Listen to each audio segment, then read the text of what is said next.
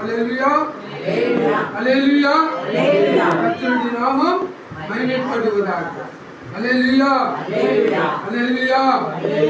எல்லாரும் ஒரு 3 முறை சொல்ல போறோம். எப்படி சொல்ல போறோம்னா, இயேசுவே உம்முடைய நாமத்துக்கு மகிமை உண்டாவதாக. இயேசுவே உம்முடைய நாமத்துக்கு மகிமை உண்டாவதாக. இயேசுவே உம்முடைய நாமத்துக்கு மகிமை உண்டாவதாக. இயேசுவே உம்முடைய நாமத்துக்கு மகிமை உண்டாவதாக. அல்லேலூயா அல்லேலூயா. எடுத்து நாம் வாசிக்கலாம். அநேகர் வாக்குத்தத்த வசனத்தை எதிர்பார்த்து காத்துக் கொண்டிருக்கிறீர்கள். கர்த்தர் இந்த நாளில் நம்மளோடு என்ன பேச போகிறார், என்ன செய்ய போகிறார் என்று நாம் யோசித்துக் கொண்டிருக்கிறோம். கர்த்தர் நான் ஜெபித்துக் கொண்டிருந்த வேளையிலே கர்த்தர் ஒரு காரியத்தை என்னோடு பேசினார். எடுத்து வாசிக்கலாம். சகரியா புஸ்தகம் 9ஆம் அதிகாரம் 12வது வசனம்.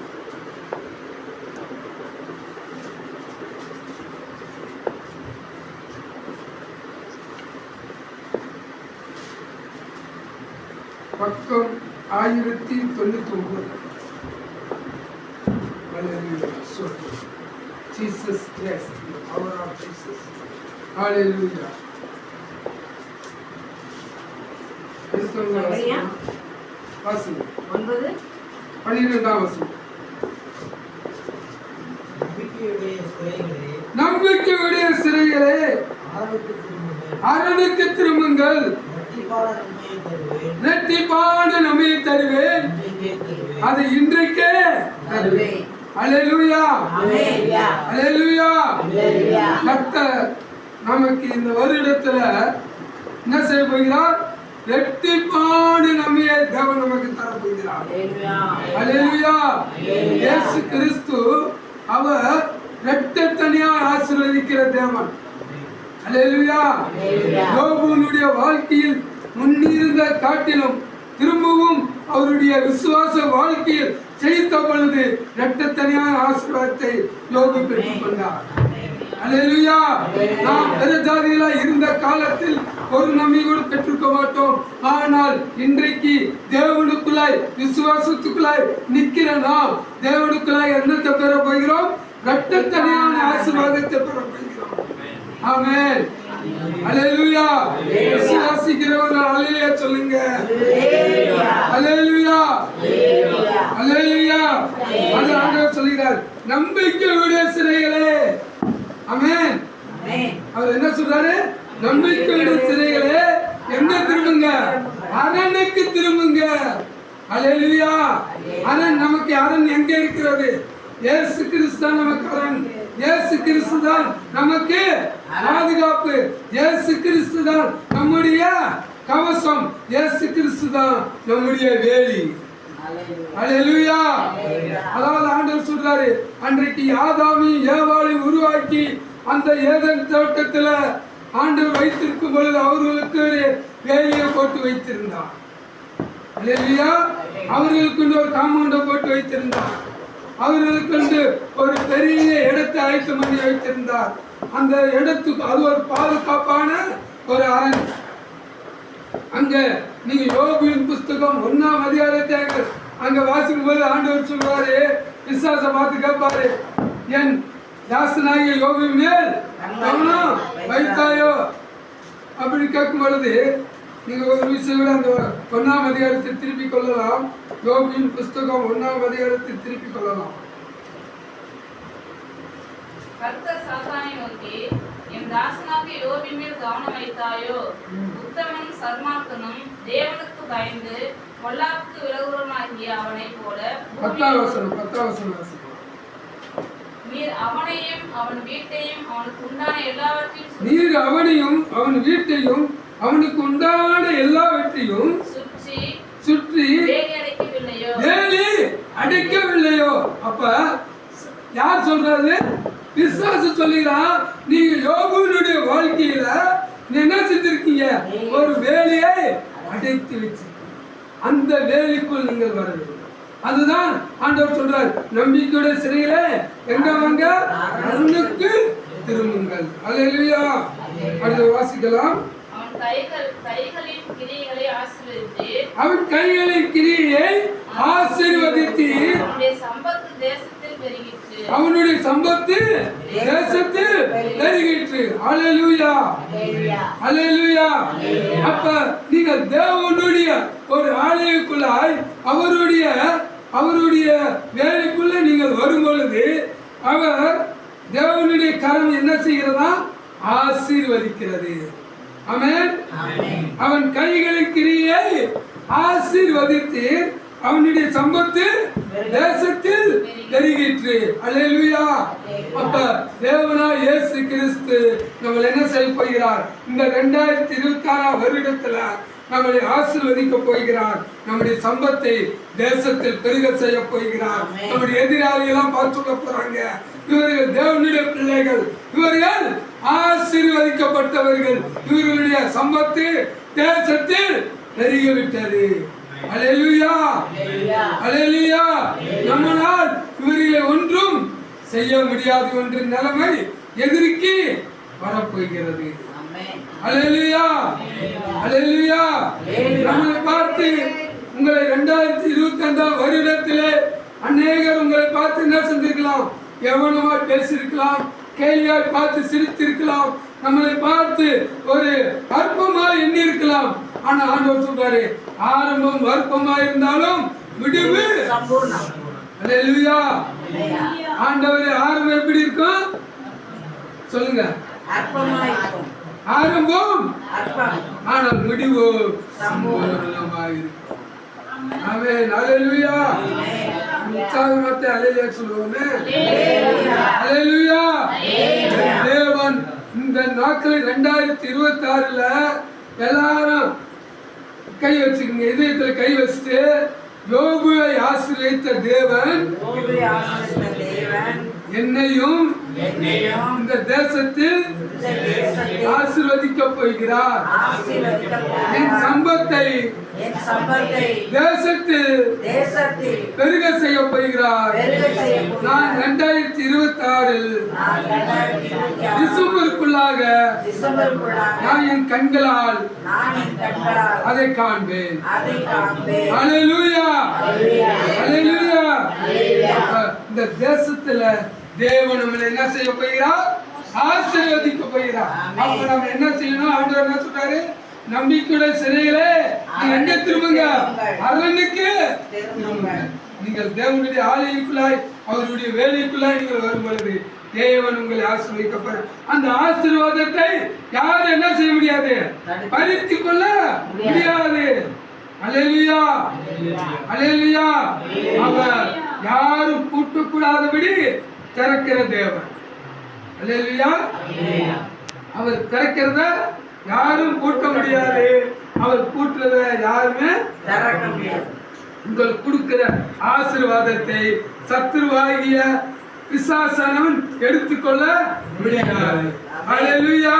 இந்த வருடத்திலே தேவன் இந்த 2026ல உங்களுக்கு கொடுக்கக்கூடிய ஆசீர்வாதத்தை நீங்கள் என்ன செய்ய போகிறீர்கள்? அனுபவிக்க போகிறீர்கள். அல்லேலூயா, அல்லேலூயா. அப்ப தேவன் இந்த 2026ல நம்முடைய வாழ்க்கையில பெரிய நன்மையை செய்ய போகிறார். அல்லேலூயா. ஆனாதான் சொன்னாரு, ரெட்டிப்பான நன்மையை தருவேன், இன்றைக்கே தருவேன். நாளைக்கு நாளை கழிச்சு சொல்லல, அவர் இன்றைக்கே தருவேன் என்று சொல்லுகிறார். ஆமென். அல்லேலூயா. அதுல முதலாவது ஒரு நன்மையை நம்ம பார்க்கலாம். செப்பனியாவின் புஸ்தகம் 3ஆம் அதிகாரம் 5ஆம் வசனத்தை வாசிக்கலாம். அதுல முதலாவது நன்மை,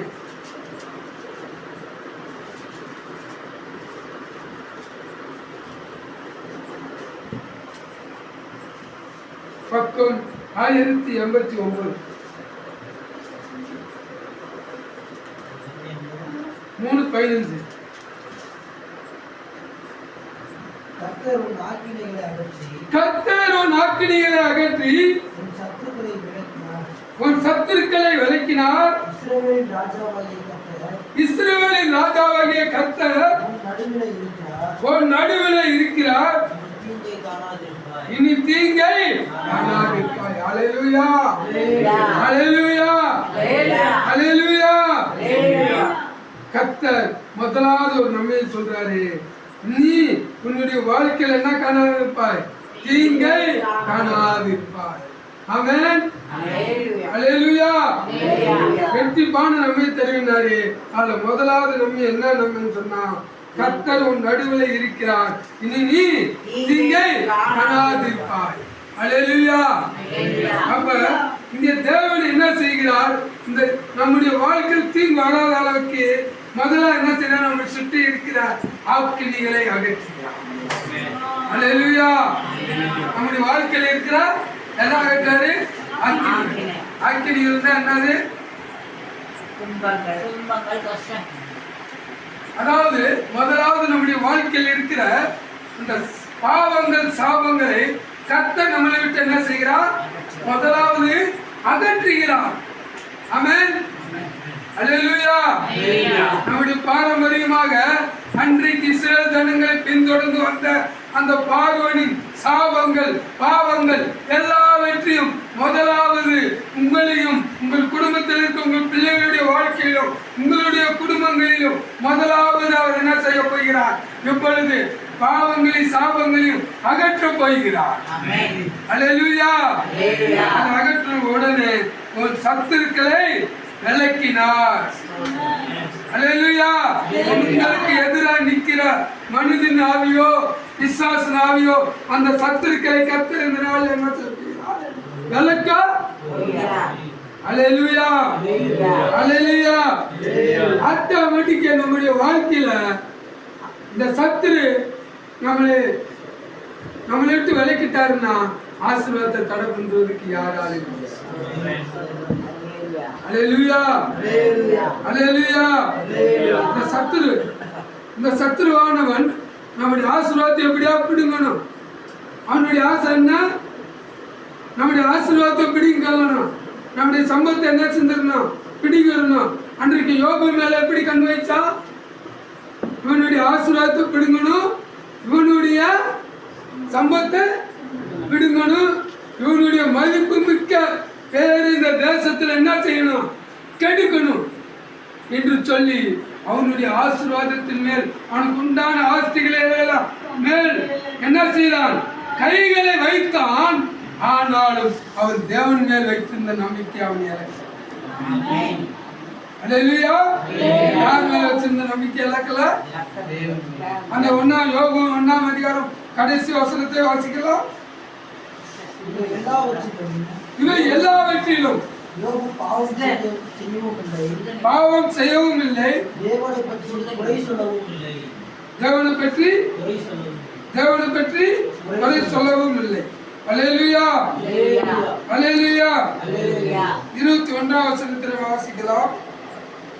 நிர்வாணியாய் என் தாயின் கர்ப்பத்திலிருந்து வந்தேன், நிர்வாணியாய் அவ்விடத்துக்கு திரும்புவேன். கர்த்தர் கொடுத்தார், கர்த்தர் எடுத்தார், கர்த்தருடைய நாமத்துக்கு ஸ்தோத்திரம் என்றான். இவை எல்லாவற்றிலும் யோபு என்ன செய்யல? பாவமும் செய்யல, தேவனை பற்றி குறை சொல்லவும் இல்லை. ஹல்லேலூயா. இன்னைக்கு நம்முடைய வாழ்க்கையில நேரம் என்ன செய்யறோம்? சில நேரங்கள்ல சில காரியங்கள் என்ன செஞ்சிடறோம்? நம்முடைய காரியங்கள் நிறைவேறலைன்னா உடனே ஆண்டவர் என்ன செஞ்சிடறோம்? குறை சொல்லிக்கிறோம். ஆனா இங்க பார்க்கும் பொழுது யோபுனுடைய வாழ்க்கையில 10 பிள்ளைகள் என்ன செஞ்சுட்டாங்க? இறந்துட்டாங்க. அரை மணி நேரத்துக்கு ஒருத்தர் வரான். ஐயா, நீங்க வச்சிருந்த மாடு செத்து போச்சு, நீங்க வச்சிருந்த 400 குதிரை செத்து போச்சு, நீங்க வச்சிருந்த 500 ஆடுகள் செத்து போச்சு, நீங்க வச்சிருந்த 200 கழுதை செத்து போச்சு. இப்படியா என்னுடைய சம்பத்துகள். ஐயா, அங்க தோட்டத்துல ஒரு மின்னல் வெட்டி தீ பற்றி பிள்ளைகள் எல்லாம் இறந்து போயிட்டாங்கன்னு சொல்றாங்க. இத்தனை துக்கம் வந்தனே நம்ம என்ன சொல்லுவோம்? சொல்லுங்க பாப்பா. இத்தனை துக்கம் வந்தனே என்ன சொல்லுவோம்? ஹல்லேலூயா. உடனே இந்த தேவன் உயிரோடு இருந்தால் என்னுடைய வாழ்க்கையில் இது நடக்குமா என்று என்ன சொல்லுவோம்?